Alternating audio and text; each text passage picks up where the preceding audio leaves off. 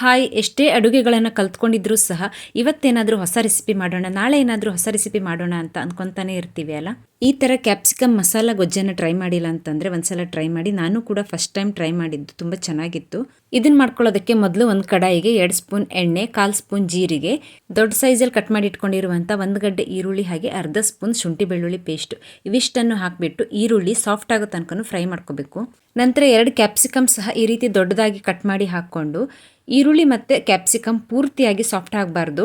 ಈರುಳ್ಳಿ ಕ್ಯಾಪ್ಸಿಕಮ್ ಅರ್ಧ ಸಾಫ್ಟ್ ಆಗಿದ ತಕ್ಷಣ ಅದಕ್ಕೆ ರುಚಿಗೆ ತಕ್ಕಷ್ಟು ಉಪ್ಪು, ಖಾರಕ್ಕೆ ತಕ್ಕ ಹಾಗೆ ಅಚ್ಕಾರದ ಪುಡಿ, ಧನಿಯಾ ಪೌಡ್ರು, ಗರಂ ಮಸಾಲ, ಅರಶಿಣ ಹಾಗೆ 2 ಸ್ಪೂನ್ನಷ್ಟು ಕಡಲೆ ಹಿಟ್ಟನ್ನು ಉಪಯೋಗಿಸ್ತಾ ಇದ್ದೀನಿ. ಕಡಲೆ ಹಿಟ್ಟು ಹಾಕ್ಕೊಳ್ಳೋದ್ರಿಂದ ಮಸಾಲ ಗ್ರೇವಿ ಥಿಕ್ನೆಸ್ ಚೆನ್ನಾಗಿ ಬರುತ್ತೆ. 1 ನಿಮಿಷ ಇದನ್ನು ಚೆನ್ನಾಗಿ ಫ್ರೈ ಮಾಡಿಕೊಂಡು ಬೇಕಿರುವಷ್ಟು ನೀರನ್ನು ಕೂಡ ಸೇರಿಸಿ ಚೆನ್ನಾಗಿ ಕುದಿಸ್ಕೋಬೇಕು. ಚೆನ್ನಾಗಿ ಕುದಿ ಬಂದಿದ ನಂತರ 2 ಸ್ಪೂನ್ನಷ್ಟು ಕಡಲೆ ಬೀಜನ ಈ ರೀತಿ ಪುಡಿ ಮಾಡಿ ಹಾಕ್ಕೊಳ್ತಾ ಇದ್ದೀನಿ. ಇದು ಆಪ್ಷನಲ್ಲು, ಬೇಕಿದ್ರೆ ಹಾಕ್ಕೋಬಹುದು. ಹಾಕ್ಕೊಂಡ್ರೆ ತುಂಬ ಚೆನ್ನಾಗಿರುತ್ತೆ ಟೇಸ್ಟು. ಎಲ್ಲನೂ ಚೆನ್ನಾಗಿ ಮಿಕ್ಸ್ ಮಾಡ್ಕೊಂಡಿದ ನಂತರ 4 ಸ್ಪೂನ್ನಷ್ಟು ಮೊಸರನ್ನು ಈ ರೀತಿ ಚೆನ್ನಾಗಿ ಕರಡ್ಬಿಟ್ಟು ಹಾಕ್ಕೊಂಡು 2 ನಿಮಿಷ ಚೆನ್ನಾಗಿ ಕುದಿಸ್ಕೊಂಡ್ರೆ ರುಚಿಕರವಾದಂಥ ಕ್ಯಾಪ್ಸಿಕಮ್ ಮಸಾಲ ಗೊಜ್ಜು ರೆಡಿ. ರೆಸಿಪಿ ಇಷ್ಟ ಆದರೆ ವಿಡಿಯೋಗೊಂದು ಲೈಕ್ ಮಾಡಿ, ಹಾಗೆ ಚಾನಲ್ಗೆ ಸಬ್ಸ್ಕ್ರೈಬ್ ಆಗಿ. Thank you, bye bye.